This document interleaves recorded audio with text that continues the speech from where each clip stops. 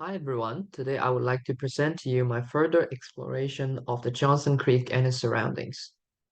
From the last assignment, we conclude three major fundamental factors, which are the variety in heritage distribution, two LGAs using the creek as a divider, and the land reclamation that constitute the overall characteristic of the creek.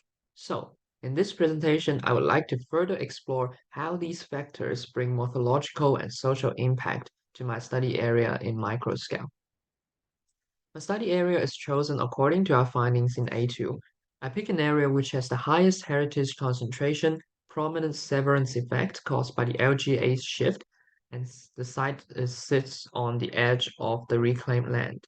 Considering all these elements, I finally chose my site to be this section of the creek, the area adjacent to Tramshed. Most of the study area sits within the City of Sydney LGA.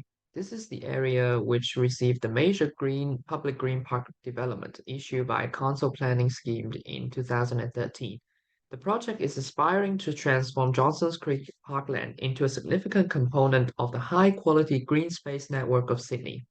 Unfortunately, very limited connection to country were made in this report, indicating the lack of Aboriginal culture engagement from the early stage of the project.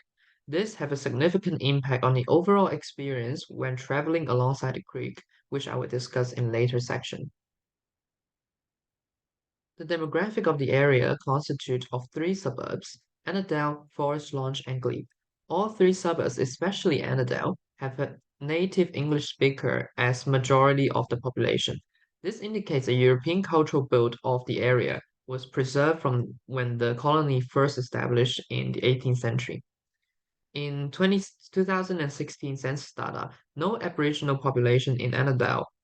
There is no, while only more than 300 populates the Glebe Forest Launch area, constitutes of only 2% of the total population.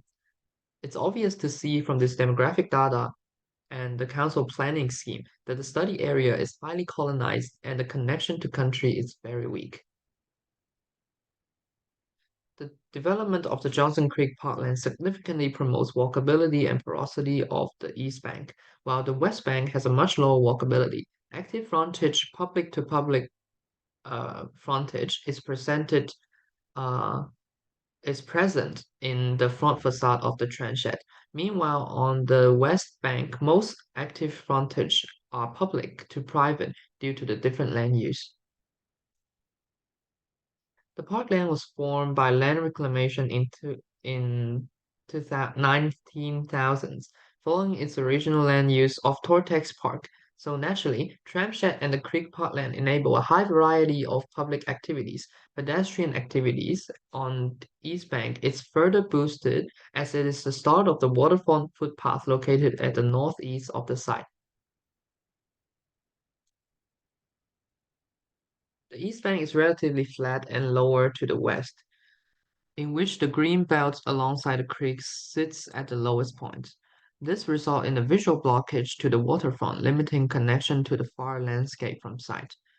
From the second section, it is clear to see how two LGAs and their planning significantly impact the public activeness on the two sides of the creek.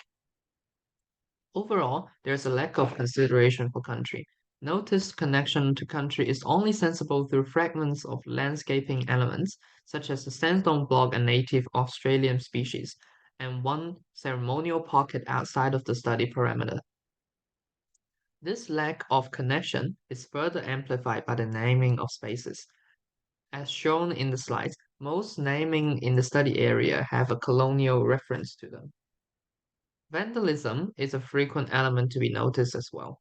These vandalism tends to happen in areas which receive less attention, such as inactive frontage, underside of the bridge, or the concrete bed of the creek. Overall, as a result of three factors, heritage distribution, LGA severance, and the land reclamation, study area can be clearly divided from the creek into two areas, each with their unique character. West side is mostly private residential area, while the east side function as an event hub for public activities. Huge investments were made to create a high quality public green space. However, planning scheme did not engage country-centric design, resulting in a park that is full of colonial reminder. And that concludes my study for the area. Thank you.